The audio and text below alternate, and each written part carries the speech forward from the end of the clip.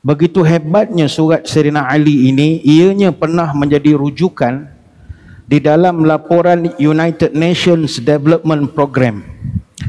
PBB pernah buat satu report berjudul Arab Human Development Report tahun 2002. Dan di dalam laporan PBB itu dia setebal 170 muka surat. PBB telah mencantumkan sejumlah penyataan Sayyidina Ali.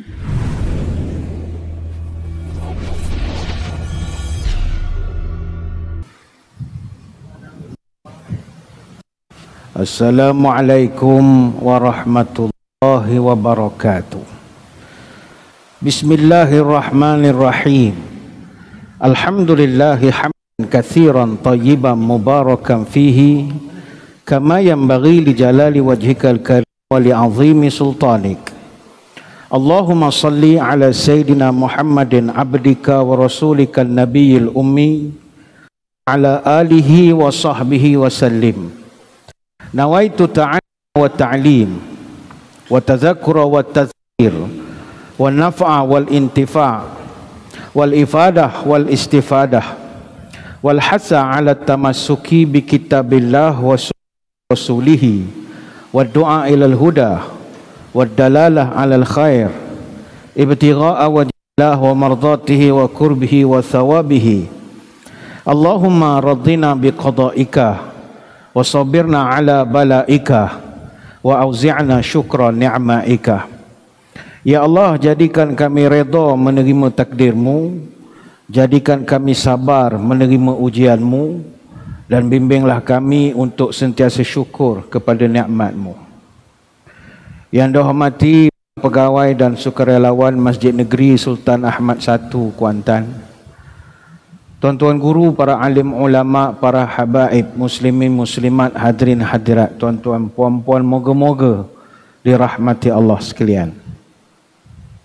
Malam ini kita akan membicarakan perkara yang jarang diangkat ke permukaan, iaitu warqah ataupun surat Sayyidina Ali bin Abi Talib kepada Malik Al-Ashtar radhiyallahu anhuma. Baru-baru ini Yang Berhormat Perdana Menteri di dalam amanatnya sempena sambutan tahun baru 2023, dia telah menyentuh mengenai surat Sayyidina Ali kepada Malik Al-Ashtar ini. Dan kesaan ini beliau ulang lagi di dalam beberapa pertemuan.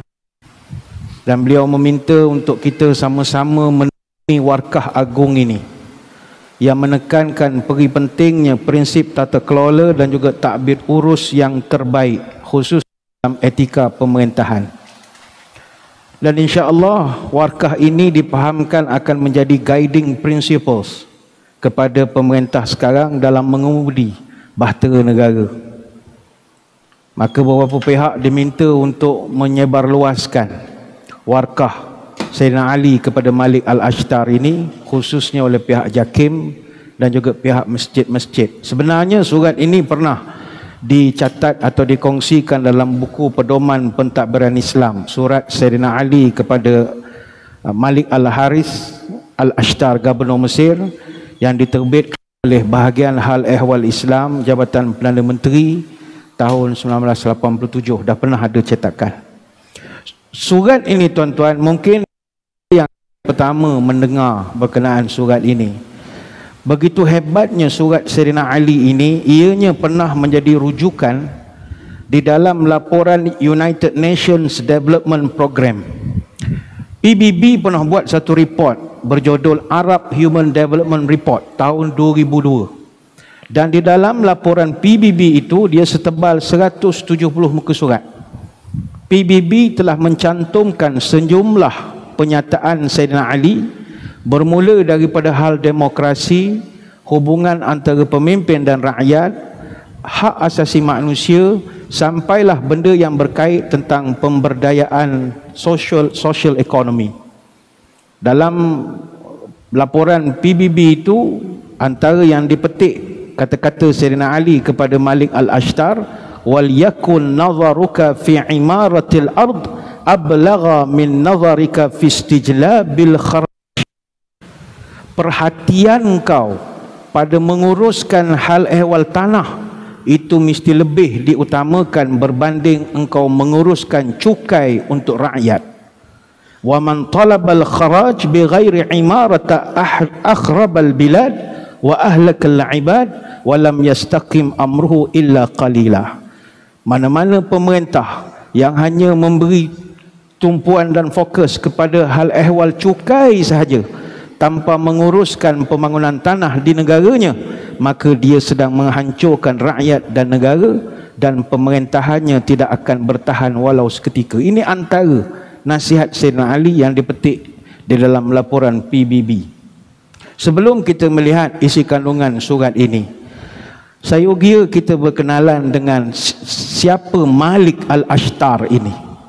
Malik Al-Ashtar ini nama sebenarnya Malik bin Harith An-Nakhai. Dia seorang yang berasal daripada Yaman, yang mana keluarganya Nakha ini merupakan salah satu daripada kabilah besar daripada daerah Mazhij yang memang orang asal daripada Yaman. Orang-orang daripada kabilah ini merupakan orang yang memeluk Islam pada zaman dakwah Nabi Muhammad sallallahu alaihi wasallam. Dan Nabi pernah mendoakan kepada kabilah ini, Allahumma barik fin Nakha'i, ya Allah berkatilah kabilah Nakha' ini. Orang daripada kabilah orang yang berani-berani, dan mereka lah yang bergabung dalam barisan peperangan, berperang bersama Nabi sallallahu alaihi wasallam. Cuma Malik Haris An-Nakha'i ini lebih disebut dengan nama Malik Al-Ashtar. Dari mana datang perkataan Al-Ashtar? Al-Ashtar ini dapat daripada kerana dia ni ada parut. Ashtar, dia ada parut mata dia, bawah kelopak mata dia, kerana dilibas dengan pedang ketika dia berperang di dalam peperangan Yarmouk. Dalam peperangan itu dia cedera pada muka dia, ada parut pada mata dia, tapi dia dalam perang sehingga kan dia masih sempat membunuh 13 musuh dalam keadaan buluman darah itu. Dan Malik Al-Ashtar ini dia memang panglima perang, khususnya kepada di zaman Sayyidina Ali radhiyallahu anhu. Misalnya dalam Perang Jamal, dia telah diamanahkan oleh Sayyidina Ali untuk menjadi jeneral yang memimpin sayap serangan sebelah kanan. Ammar bin Yasir, jeneral sayap sebelah kiri. Anak Sayyidina Ali nama Muhammad bin Ali ataupun Muhammad Al-Hanafiyah, tugasnya bawa panji perang. Jadi dia seorang yang sangat berani. Namun dalam masa yang sama dia juga seorang yang tinggi integritinya dari sudut keilmuan. Dia juga ada meriwayatkan beberapa hadis, dan dia membawakan riwayat hadis daripada Umar Al-Khattab, Khalid Al-Walid, Abu Dhar Al-Ghifari, Ali bin Abi Talib dan beberapa sahabat-sahabat yang lain. Malik Al-Ashtar ini adalah gubernur Mesir yang kelima daripada 6 orang gubernur yang pernah mentadbir semasa era Khulafa Ar-Rashidin. Zaman Umar Al-Khattab berlaku pembukaan Mesir, Islam masuk ke Mesir. Maka bermula daripada tahun 640 sampai 658 Masihi, Amirul Mukminin Khulafa Ar-Rashidin hantar gubernur-gubernur lah untuk mentadbir Mesir. Zaman Umar Al-Khattab, beliau mengutus Amru Al-As radhiyallahu anhu, dia jadi gubernur di Mesir selama 6 tahun. Habis zaman Umar, naik zaman Osman bin Affan. Osman dia pernah utus 2 orang menjadi gubernur, Abdullah bin Sa'ad, ini agak lama selama 10 tahun, dan Muhammad bin Abi Huzaifah, ini setahun jadi gubernur. Kemudian naik pula zaman Ali bin Abi Talib. Sayyidina Ali dia pernah hantar 3 orang gubernur. Pertama Qais ibn Sa'ad, yang kedua Malik Al-Ashtar, dan yang ketiga Muhammad bin Abu Bakar As-Siddiq radhiyallahu anhumah. Habis saja era Muhammad bin Abu Bakar As-Siddiq, naiklah gubernur-gubernur Mesir yang dilantik oleh khalifah-khalifah Bani Umayyah. Habislah zaman Khulafa Ar-Rashidin. Naik Khalifah Umayyah tahun 659, mereka hantar orang-orang dia lah Tapi disebabkan masa itu pergolakan politik, Khalifah Umayyah telah hantar Amru al-As menjadi gubernur semula di Mesir selama 6 tahun, tahun 658 sampai tahun 664. Kenapa ambil Amru? Sebab zaman Umar dia pernah jadi gubernur, dia ada pengalaman jadi menteri besar lah kalau bahasa kita sekarang. Tuan-tuan sekalian, surat Ali kepada Malik al-Ashtar ini sangat mustahak sebab zaman ketika Ali menghantar Malik al-Ashtar itu, zaman itu syarat dengan percaturan politik.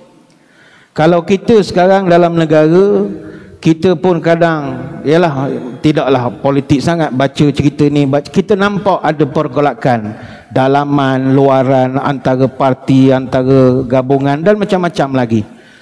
Zaman itu adalah zaman yang penuh dengan konflik dan cabaran politik. Dan sememangnya fasa pentadbiran Sayyidina Ali dipenuhi dengan konflik yang pelbagai, sehingga mencetuskan fenomena politik yang fundamental dalam catatan sejarah ketamadunan manusia. Pertama, berlakunya konflik kerana Sayyidina Ali melakukan rombakan dan pertukaran pegawai-pegawai atasan serta gubernur yang pernah dilantik oleh Osman bin Affan. Dalam mana-mana kerajaan, apabila kepimpinan baru merombak struktur pentadbiran lama, sudah pasti akan timbul konflik. Penentangan pasti berlaku. Sayyidina Ali ketika itu telah menurunkan semua gubernur yang dia dapati tidak disenangi oleh rakyat. Utsman bin Hanif yang dilantik menjadi penguasa Basrah dihantar oleh Ali gantikan Ibnu Amir. Qais bin Sa'ad dihantar immediately ke Mesir menjadi gubernur menggantikan Abdullah. Gubernur Syria dan juga Muawiyah sendiri juga berdasarkan report yang diterima, orang tak suka pada dia. Ali suruh dia letak jawatan, tetapi Muawiyah ini dia orang politik, orang lama, dia menolak arahan daripada Sayyidina Ali. Bahkan dia tidak mengiktiraf pun Ali sebagai khalifah, padahal dia menteri besar. Ali Perdana Menteri, dia tak iktiraf Sayyidina Ali. Itu konflik pertama. Konflik kedua adalah berlaku pergeseran politik antara Ali bin Abi Talib, Muawiyah bin Abi Sufyan, Aisyah binti Abu Bakar, Talhah bin Ubaidillah dan Zubair al-Awwam radhiyallahu anhum ajma'in. Dan pergeseran politik ini begitu meruncing sekali. Kesemua mereka ini tidak puas hati. Apa sebab? Kerana ketika Ali dilantik menjadi khalifah, lambat menubuhkan jawatan kuasa diraja, Suruhanjaya diraja, untuk menyiasat pembunuhan Osman bin Affan radhiyallahu anhu. Allah alam, mungkin manifesto ke ketika itu, tapi bila naik tak buat siasatan. Maka bila berlaku keadaan gitu, bertambah parah lagi apabila 12,000 hingga 16,000 orang tentera Sayyidina Ali hilang kepercayaan kepada Ali selepas daripada berlaku peperangan Siffin. Mereka bertindak berundur diri ke Nahrawan di Iran sekarang dan membentuk satu kumpulan yang hari ini dikenali sebagai kumpulan Khawarij. Dan mereka ini ramai pengikut-pengikut sebab ramai nama-nama besar yang menjadi pemimpin Khawarij ketika itu. Hurkus ibnu Zuhair At-Tamimi, Abdullah ibnu Wahab Ar-Rasibi, Zaid bin Sahwan Al-Abidi dan ramai lagi. Ali apabila dapat penentangan daripada dalaman, maknanya ini seolah-olah kalau dalam politik ketua bahagian masuk air, semua keluar lari. Ali buat majlis tahkim. Majlis tahkim ni majlis perundingan, kita bincang macam mana nak satukan balik. Selesai majlis tahkim, mereka kafirkan Sayyidina Ali. Ali dituduh kafir. Akhirnya pemimpin-pemimpin Khawarij seperti Abdul Rahman ibn Muljam, Al-Barak Tamimi, Amru ibn Bakar At-Tamimi, mereka buat keputusan berani Sayyidina Ali. Maka suasana politik ketika itu begitu panas sekali. Maka dalam keadaan Sayyidina Ali berhadapan dengan isu kepercayaan daripada dalaman, pergeseran dengan Aisyah, dengan Abdullah, At-Talhah, Ubaidillah, Zubair bin Awam, dengan Muawiyah dan macam-macam lagi, maka dalam keadaan inilah Sayyidina Ali sangat memerlukan seorang pembantu yang boleh dia percayai. Dan orang yang dia sangat percaya ketika itu adalah Malik Al-Ashtar radhiyallahu anhu. Tetapi ialah Ali ramai musuh politik. Apabila orang yang rapat dengan dia, orang yang rapat dengan dia pun orang musuhi juga. Sebab itu saya percaya tuan-tuan pada malam ini rata pergi dengar ceramah, pernah dengar sahabat Nabi nama Malik Al-Ashtar? Tak tahu. Namanya dipendamkan kerana politik. Malik Al-Ashtar ini memang tak disukai oleh ramai orang ketika itu, sebab he was a firm and loyal supporter of Ali bin Abi Talib. Sangat setia kepada Ali bin Abi Talib. Ini penyokong sejati betul. Kalau istilah orang kita sekarang ni, totok lah, memang totok betul. Dia taat betul dengan Sayyidina Ali. Sehingga kan menurut catatan dari para penduduk di Kufah, Malik Al-Ashtar adalah orang pertama memberi bai'ah pada Sayyidina Ali. Ali lantik jadi khalifah, dia orang pertama memberi SD kepada Sayyidina Ali. Orang pertama tanda tangan sumpah berkanun kalau istilah sekarang lah. Dia bai'ah Ali hari Khamis bersamaan 24 Zulhijjah. Lepas Ali diikuti oleh Zubair, lepas Zubair diikuti oleh Talhah.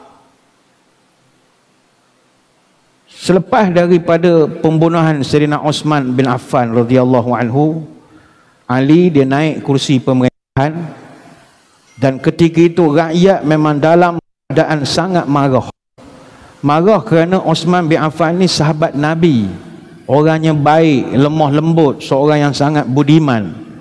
Mati dalam keadaan bukannya dibunuh tengah jalan apa dak, orang kepung dia, orang macam-macam perkara orang buat pada dia. Jadi rakyat ketika itu mengharapkan supaya kepimpinan baru boleh mengambil tindakan tegas, menyiasat siapa pembunuh. Sebab itu Muawiyah bin Abi Sufyan berpandangan bahawa kalau mengikut hukum syarak, dia ada hak untuk menuntut Ali buat jawatan kuasa menyiasat, buatkan qisas terhadap pembunuh Osman, sebab dia adalah waris Osman paling rapat. Dalam kaedah fiqh, waris berhak tuntut balas atas kematian waris dia. Ini kita boleh rujuk kisah ni panjang dalam kitab Al-Bidayah wan Nihayah. Dan Muawiyah sendiri mengatakan bahawa saya tidak lawan Ali kerana nak jadi khalifah. Saya tak nak jadi khalifah. Tetapi ma qataltu Aliyan illa fi amri Uthman. Saya lawan Ali sebab dia lembab sangat urus bab pembunuhan Uthman. Itu saja yang dia marah. Ini boleh rujuk dalam Musannaf Ibnu Abi Syaibah, ada hadis dan riwayatnya. Maka konflik-konflik yang mewarnai zaman Sayyidina Ali inilah semua lahir daripada ijtihad politik yang pelbagai daripada kalangan para sahabat. Dan kita sebagai orang yang membaca sejarah perlu melihat dari perspektif yang lebih komprehensif. Kita jangan menyebelah. Ali bin Abi Talib sebagai khalifah, dia tidak membuat jawatan kuasa siasatan dengan segera, sebab ijtihad dia ketika itu adalah nak memulihkan kestabilan dulu daripada segenap aspek negara, ekonomi, pelaburan, stabilkan dulu, kemudian barulah dia dah tenang-tenang buat jawatan kuasa siasatan pembunuh Osman ini. Sebab siasat ataupun tidak, cepat ataupun lama, Osman akan hidup balik. Itu pegangan Sayyidina Ali. Tapi bagi Muawiyah Abi Sufyan, Aisyah, Talhah, mereka berpendapat bahawa segala sesuatu mesti ditegakkan dengan penegakan hukum, undang-undang, keadilan. Yang salah tetap salah, maka perlu diambil qisas terhadap pembunuhan Osman. Jadi dua ijtihad yang berbeza telah menyebabkan berlaku persengketaan politik ketika itu. Maka asalnya api hanya dalam sekam, akhirnya berlaku penentangan terbuka. Tahun 656 Masihi, rakyat mula bangkit, demonstrasi jalanan, protes, bantahan. Bayangkan Gubernur Kufah ketika itu namanya Abu Musa al-Ash'ari radhiyallahu anhu. Abu Musa ni tuan-tuan, kalau istilah kita ni ketua bahagian lah, orang kuat penyokong kepada Sayyidina Ali. Dia ni masa majlis tahkim yang berlaku pada tahun 37, dia adalah wakil kepada Sayyidina Ali. Dalam majlis tahkim, majlis perundingan, Muawiyah hantar wakil dia Amru al-As untuk berunding, nak berdamai. Kita ni bergaduh lama sangat. Dia hantar Amru al-As, Ali hantar Abu Musa al-Ash'ari, orang kepercayaan dia. Tetapi Abu Musa al-Ash'ari pun yang Ali dah angkat jadi gubernur di Kufah, dia pula tiupkan semangat orang Kufah, bangkit jatuhkan Sayyidina Ali. Apa perasaan Sayyidina Ali? Orang-orang kepercayaan kiri kanan dia akhirnya macam undi tak percaya dah pada dia. Jadi Ali radhiyallahu anhu, orang kepercayaan dia masa itu adalah Malik al-Ashtar. Dia pun hantar Malik al-Ashtar untuk pergi uruskan masalah di Kufah. Malik dan juga para penyokong setia Ali, dia telah berjaya menawan istana gubernur di Kufah.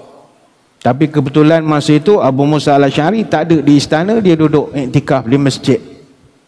Sampai berita ke Abu Musa al-Ash'ari, kata istana dah kena tawan, kerajaan telah ditumbangkan, guana gaya. Abu Musa bila dengar nama Malik al-Ashtar, ini panglima Sayyidina Ali, ada parut punya panglima, dia pun pergi jumpa Malik, dia surrender. Dia kata tak apalah, saya letak jawatan. Abu Musa letak jawatan daripada Gubernur Kufah. Malik al-Ashtar, selain dia ni seorang panglima perang, dia seorang juga pemidato hebat, orator. Dia memang pandai betul beri ucapan syarahan. Dia kumpulkan orang-orang Kufah di Masjid Kufah, dia bagi kata-kata semangat. Kenapa kita perlu bantu Sayyidina Ali dalam suasana sekarang? Dia ceramah pam 18,000 orang sokong pula Sayyidina Ali, orang Kufah. Teror tak terornya Malik al-Ashtar ini. Bila dah 18,000 dapat orang penyokong baru, dia bagikan kepada dua kumpulan. 9,000 orang dipimpin sendiri oleh Malik al-Ashtar, 9,000 orang lagi dipimpin oleh Hasan bin Ali radhiyallahu anhu, cucu Nabi. Kenapa dia dilantik menjadi gubernur Mesir, yang menjadi penyebab wujudnya surat Ali kepada Malik al-Ashtar, gubernur Mesir ini? Asalnya tuan-tuan, Ali bin Abi Talib ini dia dapat maklumat bahawa gubernur yang dia hantar ke Mesir ketika itu iaitu Muhammad bin Abu Bakar, anak Sayyidina Abu Bakar. Dia dah jadi gubernur yang dilantik oleh Sayyidina Ali. Tapi bila sampai ke Mesir, Amru al-As, gubernur zaman Umar dan penyokong kuat Muawiyah, dia buat kacau. Dia orang lama. Kalau dalam istilah sekarang orang panggil dinosaur politik. Orang lama, payah betul nak tumbang dah. Orang lama. Dia buat kacau. Sehingga ada yang menyebut 6,000 orang digerakkan untuk menjatuhkan Muhammad bin Abu Bakar ketika itu. Muhammad bin Abu Bakar ni anak Sayyidina Abu Bakar. Dia ni bukan orang diplomat, orang baik. Dia tak reti dengan orang membentuk piket demonstrasi ni, dia tak boleh menghadiri. Jadi dia pun hantar berita kepada Sayyidina Ali. Dia kata dia tak boleh mentadbir dalam suasana kacau bilau begini. Maka Ali bin Abi Talib tidak ada pilihan, hantar Malik al-Ashtar ke Mesir untuk nak bantu Muhammad bin Abu Bakar. Ada setengah pendapat mengatakan ketika itu Malik al-Ashtar sudah pun menjadi gubernur di Nusaybin. Nusaybin ni katanya di Anatolia, di Turki, wallahu alam. Tapi dia dipanggil terus pergi ke Mesir menggantikan Muhammad bin Abu Bakar. Muhammad balik semula ke Madinah dan dia menjadi gubernur di Mesir. Maka dia pun pergilah ke Mesir. Maka ketika dia nak pergi ke Mesir itulah Sayyidina Ali telah mengutuskan dia satu surat yang panjang lebar. Inilah namanya warkah Sayyidina Ali kepada Malik al-Ashtar. Tapi ialah Saya sebut tadi zaman itu zaman pergolakan politik. Malik Al-Ashtar tahun 658 dia jadi gubernur di Mesir, tapi musuh terlalu ramai. Akhirnya dia mati diracun semasa dalam perjalanan daripada pergi ke Fustat. Fustat ni Old Cairo, bandar Kairah yang lama dekat dengan Sungai Nil. Masa tu dia singgah di Al-Kulzum. Kulzum ni 70 km daripada Fustat. Saya dulu mengaji di Tontol. Tontol lebih kurang dalam 40 kilo daripada Kulzum. Orang kampung jamukan dia dengan madu. Bila minum madu tu pun madu tu ada racun. Akhirnya mati. Bila kematian Malik Al-Ashtar terjadi, sampai report kepada Sayyidina Ali. Sayyidina Ali buat satu syair panjang. Sedih betul dia. Kata dia, Malik, siapakah Malik? Kalau Malik itu adalah batu, dia adalah batu yang keras dan padat. Kalau dia adalah karang, dia adalah karang yang sangat istimewa. Kematiannya menyebabkan aku hampir tidak bernyawa. Aku bersumpah dengan nama Allah, kematiannya membuatkan orang di Syria bergembira, tetapi menyakitkan hati orang di Iraq. Kemudian kata Sayyidina Ali, sesungguhnya kaum wanita semuanya mandul, takkan melahirkan manusia seperti Malik Al-Ashtar. Sayang betul dia kepada Malik Al-Ashtar. Kata Muawiyah, Ali ni ada dua tangan. Salah satu tangannya adalah Malik Al-Ashtar. Sekarang satu tangannya sudah putus. Ali tak boleh buat apa-apa lagi. Cerita-cerita tentang kisah politik di zaman Sayyidina Ali ni tuan-tuan boleh rujuk dalam banyak kitab. Antaranya kitab At-Tabari, kitab Ibnu Athir, kitab Al-Ya'qubi, kitab Al-Isti'ab, kitab Ibnu Abil Hadid, kitab Ibn Kathir, Abul Fida' dan banyak lagi. Susunkan dalam begitu baik. Jadi balik kepada surat, Sayyidina Ali dia hantar Malik Al-Ashtar dengan surat. Jadi surat ini ditulis pada abad ke-7. Macam mana surat ni boleh sampai ke kita sekarang? Surat ini direkodkan dalam sebuah kitab namanya Nahjul Balaghah. Yang mana kitab Nahjul Balaghah ini adalah kitab susunan seorang sastrawan bernama Abul Hasan Muhammad bin Al-Husain bin Musa, ataupun orang lebih kenal dengan nama penanya Syarif Ar-Radhi, pada abad yang ke-10. Dia telah susun 200 khutbah Sayyidina Ali, 80 surat menyurat Sayyidina Ali, dan 500 kata-kata hikmah Sayyidina Ali. Ali ini terkenal pemidato. Kata-katanya begitu tersusun sekali. Yalah, dia sepupu Nabi, daripada kecil duduk dengan Nabi, dia tahu berbahasa. Ali ni memang sedap. Dan kata-kata hikmah Ali memang banyak. Kalau tuan-tuan cari dalam internet, Google, type saja kata-kata hikmah Sayyidina Ali, banyak. Sayyidina Ali ni kata-kata dia sedap. Kalau kita cek dalam Google Scholar, Google Scholar ni nak cek penulisan ilmiah, kajian tentang kitab Nahjul Balaghah saja ada 4150 result berkaitan dengan jurnal penulisan ilmiah, tesis yang orang Nahjul Balaghah. Nahjul Balaghah ni kalau dalam bahasa Melayu kemuncak kefasihan. Kalau dalam bahasa Inggeris dipanggil the path of eloquence. Kemuncak fasih, bahasa yang begitu tinggi sekali. Apakah isi kandungannya? Dia ada 14 perkara yang dia pesan kepada Malik Al-Ashtar. Malam ni kita tak ulas semualah, biar Jakim je lah yang mengulaskan yang lebih-lebih itu. Kita ambil mana yang mustahak.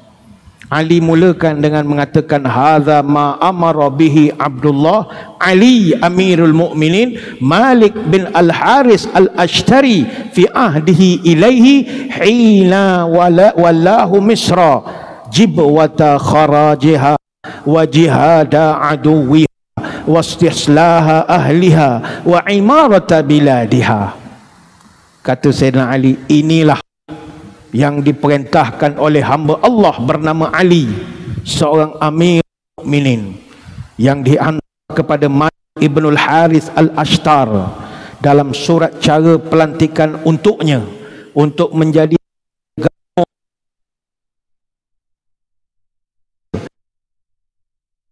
mencari kebaikan untuk rakyat dan menjadikan kota-kota di Mesir makmur. Itu mukaddimah. Sayyidina Ali. Kemudian dia mengatakan lagi, summa a'lam ya Malik anni qad wajjahtuka ila biladi qad jarat 'alaiha duwalun qablaka min adli wa jawr. Ketahuilah wahai Malik, sesungguhnya aku menghantar engkau bertugas ke sebuah negara yang sebelum ini sudah pun ada pemerintahan sebelum. Ada di kalangan pemerintahnya yang baik dan ada juga pemerintahnya yang zalim. Wa anna nanzuruna min umurika fi mithli ma kunta tanzuru fihi min umuri ulati qablaka. Dan ingat, rakyat akan melihat apa yang kau buat sebagaimana dulu engkau melihat kepada perlakuan pemerintah sebelum kamu. Dulu kamu pembangkang, contoh, tengok kerajaan, kamu bantai siang malam. Ingat, hari ini awak merintah dan orang akan melihat pula awak, dan begitu prosesnya. Ali mengingatkan, wa yaquluna fika ma kunta taqulu fihim, dan mereka akan mengejek, mencela, mengutuk kamu sebagaimana kamu dulu mengutuk, mencela dan mengejek pemerintah sebelum kamu. Hari ini hari awak, dulu hari dia. Sedap ingat orang hentam bangkang, awak pula. Innama yustadallu ala salihina bima yujrillahu lahum ala alsuni ibadih. Orang yang berakhlak mulia, kata Sayyidina Ali, namanya akan terkenal kerana lidah manusia menyebut kebaikan dia. Falyakun ahabbad dakhair ilaika dakhiratul amali salih fa amlik hawaka wa syuhha bi nafsika amma la yahillu laka. Maka ingatlah, perbuatan terbaik adalah amal soleh. Kawallah nafsu engkau, sentiasa periksa hati, jangan buat benda-benda yang tidak halal. Fa inna syuhha bin nafsil ansafu minha fa yawma ahbabta wa karihta. Kerana sentiasa memeriksa hati itu bermakna engkau menahannya di jalan-jalan daripada perkara yang kau suka dan engkau tak suka. Tuan-tuan sekalian, mukadimah daripada Sayyidina Ali ini, kalimat pembuka kata ini, seolah-olah Sayyidina Ali membentangkan satu sejarah panjang Mesir kepada Malik Al-Ashtar. Mesir ni tuan-tuan, dia negara yang lama, dia negara dah lama wujud. Mesir sebelum zaman Khulafa' Ar-Rashidin, dia duduk di bawah kekuasaan yang pelbagai. Sebelum Islam datang, mereka duduk bawah cengkaman kerajaan Rom. Sebelumnya, mereka pernah diperintah oleh dinasti Firaun. Ada 31 dinasti Firaun yang pernah memerintah Mesir, diawali oleh kerajaan Menes tahun 3100 sebelum Masihi, dan diakhiri oleh raja-raja bangsa Persia tahun 323 sebelum Masihi. Dalam ramai-ramai Firaun yang paling terkenal namanya Ramses II. Ramses inilah yang meninggalkan bangunan-bangunan warisan yang macam-macam di Mesir sekarang. Bangunan raksasa, kuil, Abu Simbel, itu zaman Ramses. Dan Ramses ni tak mesti lelaki, ada juga Ramses daripada kalangan wanita. Contohnya Ratu Hatshepsut tahun 1503 sebelum Masihi, dia pernah jadi raja Mesir. Dia Firaun perempuan. Dan yang terakhir sekali Cleopatra, dia menjadi ratu terakhir yang memerintah Mesir tahun 30 sebelum Masihi.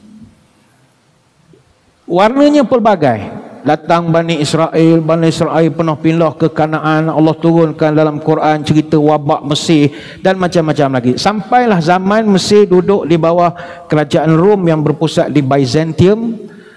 Maka pemerintah Mesir itu ramai, macam-macam jenis. Jadi bila negara itu ramai pemimpin, rakyat pernah merasa macam-macam. Merasa penindasan ada, rasa kemakmuran ada, rasa ditindas dari sudut politik atau ditindas dari sudut agama. Maka mukadimah surat Sayyidina Ali ni seolah-olah Ali berbisik kepada Malik Al-Ashtar, wahai Malik, jangan engkau ulang sejarah pemimpin hak tak molek itu. Buat hak mu, jangan buat serupa Firaun. Mu jangan buat serupa kerajaan-kerajaan Rom. Mu jadi kita, cara kita adil. Sebab itu yang Ali sebut, inni qad wajjahtuka ila biladi qad jarat 'alaiha duwalun qablaka. Aku hantar kau bertugas di negara ini yang sebelum ni dah ada pemerintah yang macam-macam, min adli wa jawr. Ada hak molek, ada hak tak molek. Mu jangan buat hak tak molek, buat hak molek-molek. Apakah yang Sayyidina Ali pesan? Tadi saya sebut 14 perkara. Tapi kita boleh simpulkan daripada 14 nasihat yang panjang lebar itu, termasuk penjawat awam. Panjang betul nasihat dia untuk penjawat awam. Lantikan tentera, lantikan panglima-panglima dalam tentera, macam mana pengurusan kutipan cukai daripada rakyat, ekonomi, perdagangan, industri. Paling terperinci lah nasihat Sayyidina Ali ni.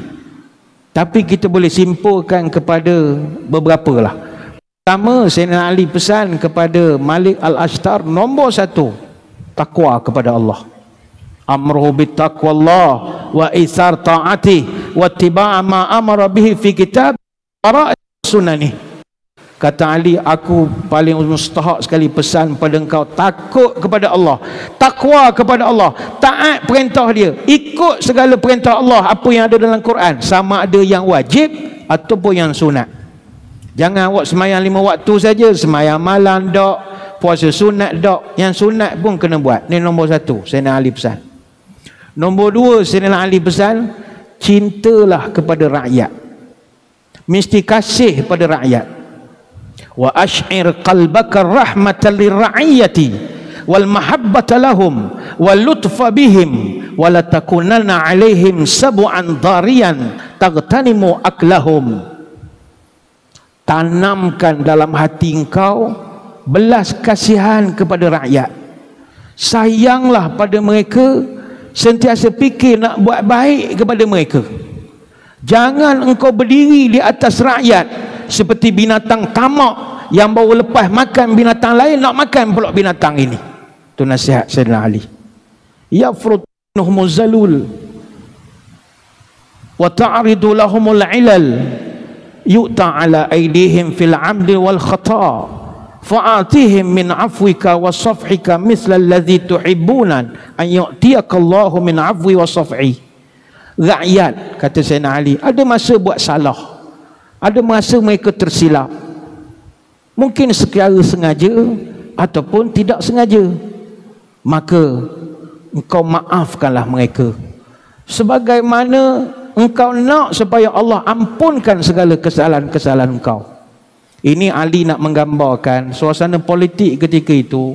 Rakyat tak semua suka kepada Ali, rakyat tak suka kepada orang-orang yang Sayyidina Ali pilih. Tapi Sayyidina Ali beritahu kepada gubernur dia, awak jangan milih, walaupun orang tu tak suka ke awak, tak nyokong awak, awak jangan tak adil pada dia. Mungkin dia ada pilihan dia sendiri, sama ada dia sengaja ataupun tidak, tapi maafkanlah kesalahan dia sebagaimana awak nak Allah maafkan awak. Dan Ali pesan, fa innaka fawqahum wa walil amri alayka fawqaka wallah fawqa man wallaka.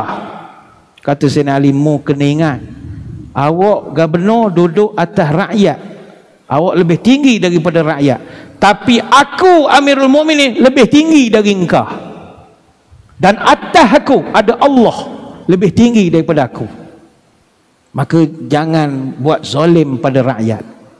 Wa qad istaghfaka amrahum wa batalaka bihim. Dan Allah pilih kita untuk menguruskan urusan rakyat dan menguji mereka, menguji kita melalui rakyat ini tadi. Sebab itulah Sayyidina Ali ni kita respect betul pada dia. Sayyidina Ali ni saya sebutkan tadi, konflik politik begitu teruk, Khawarijnya, Syiahnya, perang saudara dan macam-macam lagi. Tapi dia menanamkan satu prinsip, sayanglah pada rakyat walaupun rakyat tak suka ke awak. Sayang je lah kepada rakyat. Kerana Nabi SAW berpesan, tanda pemimpin baik sayang pada rakyat. Khiyaru a'immatikumul ladzina tuhibbunahum wa yuhibbunakum wa yusalluna alaikum wa tusalluna alaihim. Pemimpin terbaik, kata Nabi dalam satu hadis dari Auf bin Malik, adalah kamu sayang pada mereka dan mereka pun sayang pada kamu. Mereka mendoakan kebaikan rakyat dan rakyat pun mendoakan kebaikan mereka.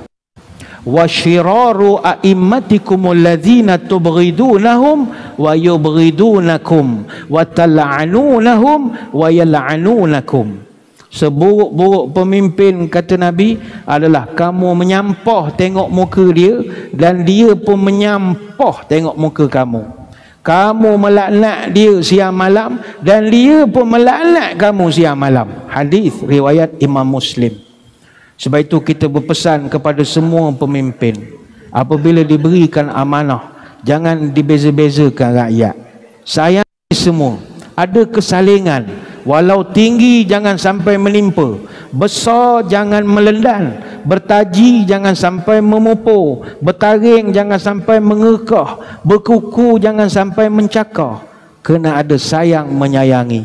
Yang sikit sama dirasa, hati gajah sama dilapah, hati kuman sama dicicah, yang sekuku sama diberi, yang setitik sama mencolek, yang secepat sama dikutis, yang secupak sama nampak, pompat sama mendapat, yang sekal sama dikepal, segantung sama kenyang, yang sepiring sama ditating, yang sebakul sama dipikul, yang sesuap sama mengecap, ke bukit sama mendaki, ke lurah sama menurun, ke hilir sama berkayuh, ke hulu sama galah, ke atas sama tinggi, ke atas ke bawah sama rendah, ke langit sama berpucuk, ke bumi sama berakar, ditebang sama melunggul, ditarah sama meranggah. Ada di kalangan rakyat yang sebelum ni tak suka kepada awak, maka ikut nasihat Sayyidina Ali. Yang jauh kita dekatkan, yang dekat kita eratkan, yang keruh kita jernihkan, yang berbeza kita ratakan, yang menyalah kita betulkan, yang renggang kita rapatkan, yang sakit kita ubatkan, yang larat kita ingatkan. Pemimpin menjadi penyuluh dalam gelita, menjadi penyabar dalam murka, menjadi benteng dusun dan kampung, menjadi pagar teluk dan tanjung. Ini nasihat pertama Sayyidina Ali. Nasihat kedua Sayyidina Ali, mu kena sayang rakyat, tak kira dia suka atau tidak pada kamu. Yang ketiga Sayyidina Ali pesan pada Malik Al-Ashtar, beri perhatian kepada fakir miskin. Samallahu fi tabaqati sufla minal ladzina ahilahu takin wal muhtajina wa ahlil bu'sa wa zamna. Takutlah kamu kepada Allah dan sentiasa pandang pada orang bawahan ini, golongan marhain ini, kena pandang pada mereka yang terdiri daripada orang yang sedikit hartanya, orang-orang miskin, orang yang tidak berharta dan berduit, wa zamna, orang OKU, kena pandang pada mereka. Fa inna fi hadhihi tabaqati qani'an mu'tarran, sebab dalam kumpulan inilah terdapat golongan yang memerlukan, golongan yang meminta-minta.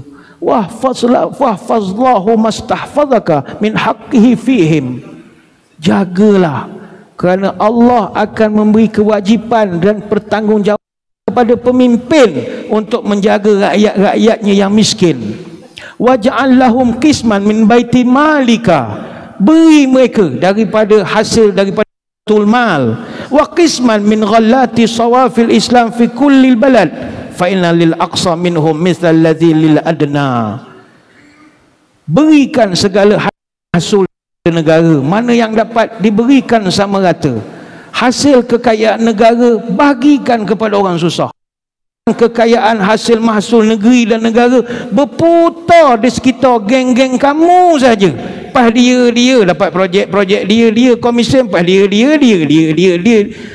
berputar di seluruh orang, sama ada mereka dekat maupun jauh. Fa inna lil aqsa minhum mislal ladzi lil adna, sama ada mereka jauh ataupun dekat, telah ditetapkan oleh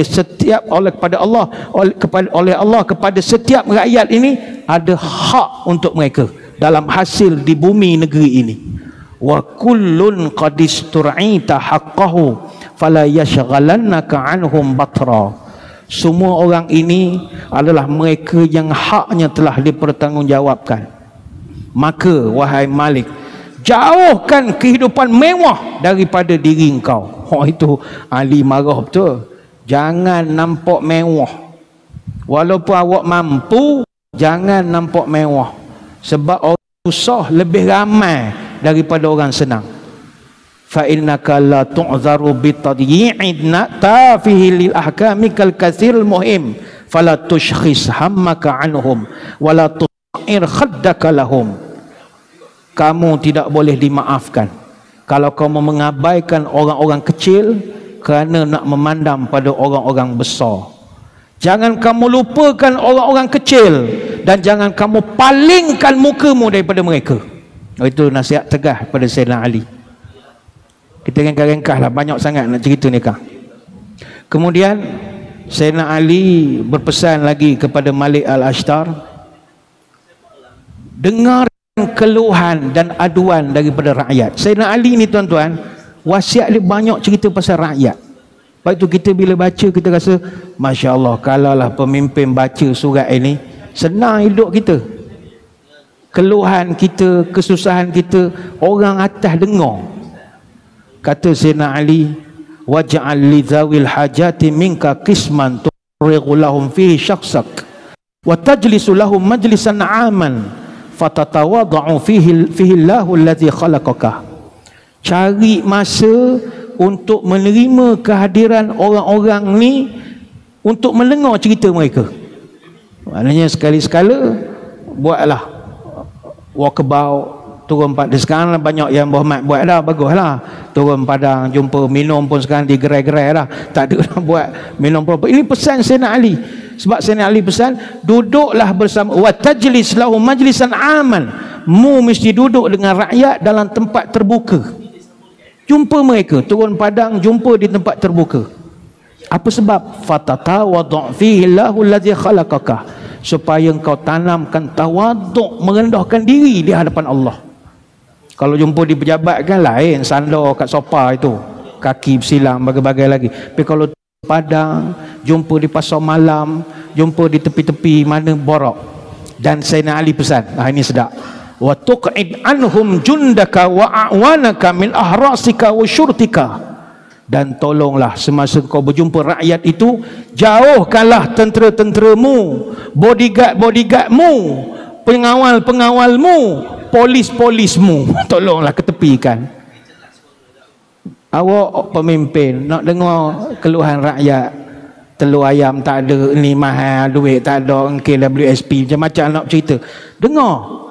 Tapi bodyguard tu biar jauh lah sikit. Apa sebab? Hatta yukallimaka mutakallimuhum ghairu muta'ti' fa inni sami'tu Rasulullah sallallahu alaihi wasallam yaqul fi ghairi mautin lan tuqaddasa ummatun la yu'khadhu lid-dha'if fiha haqquhu minal qawi ghairu muta'ti'. Kenapa aku suruh bodyguard ni jauh sikit? Jangan tegak je belakang menteri sampai orang nak bercakap pun jadi payah. Terlampau tegak sangat, tak ada, jauh-jauh sikit. Apa sebab? Supaya mereka itu dapat menyampaikan keluhan mereka kepada kamu dengan tenang dan tidak cemah. Dia boleh cerita, Datuk Seri, kami nak cerita ni susah ni orang kampung banjir ni gini. Oh, kita dengar. Tapi kalau bodyguardnya ada, kejap akan pegang radio, pegang telefon, kita pun hama susah nak bercakap. Ke tepi, yalah, kawalan rapat ni protokol payah juga, tapi ni kita baca nasihat Sayyidina Ali, nak ikut-ikut tak ikut sudah. Sayyidina Ali suruh bodyguard jauh sikit, biar bercakap dengan rakyat. Apa sebab? Kerana Sayyidina Ali mengatakan, aku pernah dengar Nabi pesan, lan tuqaddasa ummatun la yu'khas lid-dha'ifiha haqqahu minal qawi ghair muta'ti'.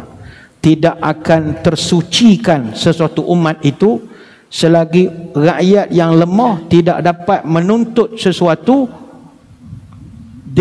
kecuali dengan rasa takut dan cemah. Mana rakyat nak minta bantuan, takut. Apabila minta dalam keadaan takut dan cemah, tak dapat kejayaan. Tapi kalau dia selesa minta, Datuk Seri, kita orang ni, ini bagus. Ini kecaknaan seorang pemimpin. Dan yang terakhir, Sayyidina Ali berpesan kepada Malik Al-Ashtar, tanamkan kebaikan kepada seluruh lapisan rakyat, tak kira kaum dan juga agama. Wa ash'ir qalbaka rahmatan lirra'iyati wal mahabbata lahum wal lutfa bihim wa la takunanna alaihim sab'an dariyan taghtanimu aklahum. Biasakan hati untuk belas kasihan kepada rakyat, sayang kepada rakyat. Jangan kau berdiri di atas rakyat seperti binatang yang berdiri baru lepas makan binatang yang lain. Sebab kata Ali, fa innahum sinfani, rakyatmu nanti ada dua jenis, imma akhun laka fid din wa imma nazirun laka fil khalqi. Rakyat engkau nanti ada dua jenis. Pertama, rakyat yang saudara seagama kamu, iaitu orang Islam. Dan yang kedua adalah wa imma nazirun laka fil khalq, rakyat yang merupakan manusia seperti kamu. Dia bukan Islam tapi dia manusia. Layan dia seperti manusia. Jangan layan dia seperti kita melayan haiwan peliharaan. Layan dia seperti manusia, memanusiakan manusia. Maka itu yang kita boleh ringkaskan daripada warkah yang begitu panjang sekali yang diberi nasihat oleh Sayyidina Ali. Di penutup itu Sayyidina Ali telah menutup dengan doa yang begitu indah sekali. Wa ana as'ulullah bisa'ati rahmatih wa 'azimi qudratihi ala i'ta'i kulli raghbatih an yuwaffiqni wa iyyaka lima fihi ridha'u minal iqamati 'ala al-'uzri al-wadih ilaihi wa ila khalqih. Aku minta kepada Allah dengan kesian belas rahmatnya, berikanlah kekuasaan kepada kita dan kecenderungan supaya kita sentiasa buat baik kepada rakyat, mendorong kita untuk sama-sama mohon dengan permohonan yang baik di hadapannya, mencari redanya dengan memuji-muji Allah di hadapan Allah. Ma'a husni sana'i fil ibad wa jamil asar fil bilad wa tamamil ni'mati wa tad'ifil karamati wa an yakhtamil li wa laka bis sa'adati wa syahadah. Moga-moga usaha kita ini memberi kesan yang baik kepada rakyat, kesan yang baik pada negara, meningkatnya kemakmuran dan meningkatnya maruah dan nama baik, supaya Allah mengizinkan aku dan engkau hidup dalam keadaan baik dan mati dalam keadaan syahid. Inna ilaihi raghibun. Ingat, kita semua balik kepada Allah. Wassalamu ala Rasulillah sallallahu alaihi wa alihi tayyibin tahirin wassallam wasallaman tasliman katsira. Jadi itu penutup daripada doa warkah Sayyidina Ali bin Abi Talib kepada Malik Al-Ashtar. Banyak nak diterangkan, tapi saya kira mustahil untuk kita nak membincangkan warkah ini dalam pertemuan yang ringkas ini. Orang buat jurnal, buat tesis, masters, PhD, kaji surat ini, mana mungkin kita boleh mengulaskannya dalam tempoh kurang daripada sejam. Maka kalau tuan-tuan ada masa membaca, banyak orang mula menulis tentang warkah Sayyidina Ali kepada Malik Al-Ashtar ini, terutamanya orang barat. Mereka memang kagum betul bagaimana Sayyidina Ali ketika itu sudah jauh memandang kepada konsep kepimpinan itu adalah turun padang, mengutamakan rakyat lebih daripada orang lain. Tanpa rakyat takkan ada apa-apa. Orang masuk pekerja tak ada rakyat, tak percaya, maka rakyat itu perlu diutamakan. Sekadar itulah sembang-sembang pada malam ini. Saya mengucapkan ribuan terima kasih di atas perhatian. Mohon maaf sebarang kekurangan. Moga-moga kita bertemu pada lain-lain kesempatan. Sebelum berpisah, saya nak mewar-warkan ada satu program. Ini muslimin muslimat dijemputlah. Kita mulai minggu depan 9 hari bulan Januari, hari Isnin, kita akan kembali melaksanakan program Khatam Subuh 2.0. Yang mana Khatam Subuh ini, kalau tuan-tuan datang join kita, tiap-tiap hari kita buat, kecuali hari Jumaat saja subuh kita semayang subuh tapi tak khatamkan satu makra'. Kita Isnin sampai Khamis, sambung Sabtu sampai Ahad, tiap-tiap pagi kita buat bacaan dalam solat subuh satu makra'. Satu makra' ni lebih kurang dalam 2-3 muka surat lah, kurang lebih 2-3 halaman. Jadi kita baca daripada juzuk pertama Baqarah sampailah juz 30 surah Al-Nas. Jadi tempoh program ni berlangsung selama 240 hari atau 8 bulan. Kalau tuan-tuan komit datang ke masjid kita tiap-tiap subuh, sehari kita habis satu makra'. Dia satu juzuk bersamaan 8 makra'. Jadi kalau 30 juzuk 240 makra'. Hatta kalau tuan-tuan semayang seminggu je di sini, tuan-tuan khatam satu juzuk. Jadi datanglah ke masjid negeri semayang subuh mulai minggu depan. Lepas semayang kita disediakan sarapan, air panas apa semua sambil-sambil lah. Jadi itulah kita nak mewar-warkan kepada para jemaah sekalian. Sekadar itu, marilah kita berdoa pada kesempatan ini, semoga negara dan negeri kita dikurniakan pemimpin-pemimpin yang baik, yang sayang kepada rakyat dan berusaha berfikir untuk mengangkat kebajikan dan membantu rakyatnya. A'udzubillahi minasyaitonirrajim. Bismillahirrahmanirrahim. Allahumma shalli wa sallim ala sayyidina Muhammadin salatan tukhrijuna biha min zulumatil wahmi. Allahumma aslih wulata umurina. Allahumma waffaqhum lima fihi salahuhum salahul Islam wal muslimin. Allahumma a'inhum 'alal qiyami wa mahamihim kama amartahum ya rabbal alamin. Allahumma ab'id anhum bitanatis su' wal mufsidin wa qarib ilaihim ahlal khairi wan nasihin ya rabbal alamin. Allahumma aslih wulata umuril muslimina fi kulli makan. Ya Allah, jadikanlah pemimpin kami pemimpin orang yang baik-baik. Berikanlah taufik kepada mereka untuk melaksanakan perkara yang baik khusus bagi Islam dan orang Islam. Ya Allah, bantulah mereka untuk menunaikan tugas kepimpinan sebagaimana yang Engkau perintahkan, wahai Tuhan sekalian semesta alam. Ya Allah, jauhkan pemimpin kami dari berkawan dengan kawan-kawan yang buruk dan merosakkan. Dekatkanlah pemimpin-pemimpin kami dengan orang-orang baik yang boleh memberi nasihat-nasihat yang baik. Ya Allah, jadikanlah pemimpin orang-orang Islam orang-orang yang baik walau di mana pun mereka berada. Subhanakallahumma wa bihamdika nashhadu an la ilaha illa anta nastaghfiruka wa natubu ilaik. Wa sallallahu ala sayyidina Muhammadin wa ala alihi wa sahbihi wa baraka wa sallam. Walhamdulillahi rabbil alamin. Sekadar itu wabillahi taufik wal hidayah. Assalamualaikum warahmatullahi wabarakatuh. Wallahu a'lam.